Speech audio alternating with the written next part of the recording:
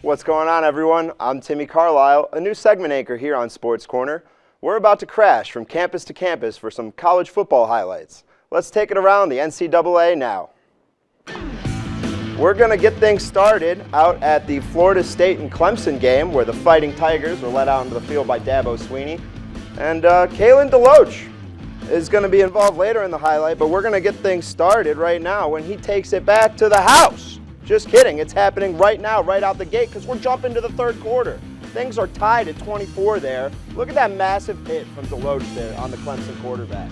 So this kicker, Jonathan Wentz, a grad student, he returned this week after leaving at the beginning of the season, missed a 29-yard try there, leaving Clemson fans absolutely shocked.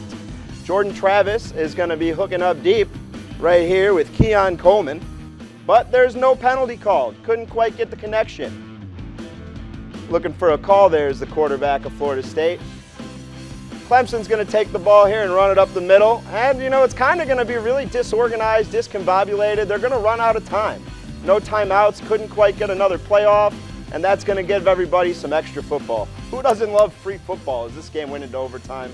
We had a classic on our hands. 24-24 going into overtime. Still tied at 24 like I just said. Couldn't believe it. Extra football.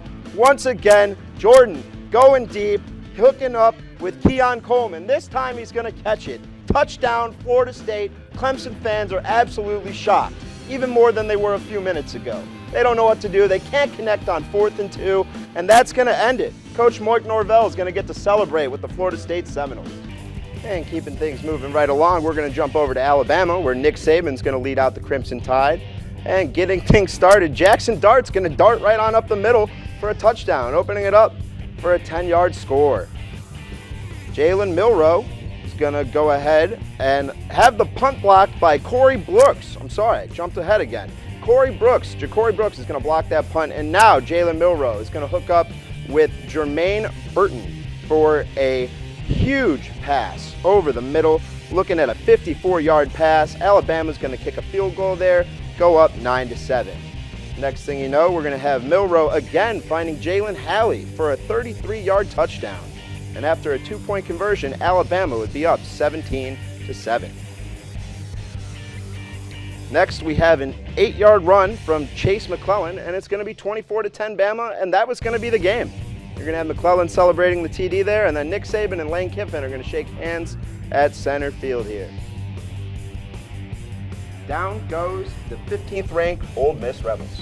Now, Timmy, you mentioned that Clemson's kicker left the team preseason and then returned this week in week 4. That kind of sounds like a crazy story. What kind of adversity do you think he's going to overcome moving forward?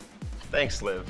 That's right. Jonathan Wentz is a graduate student who returned to the team this week.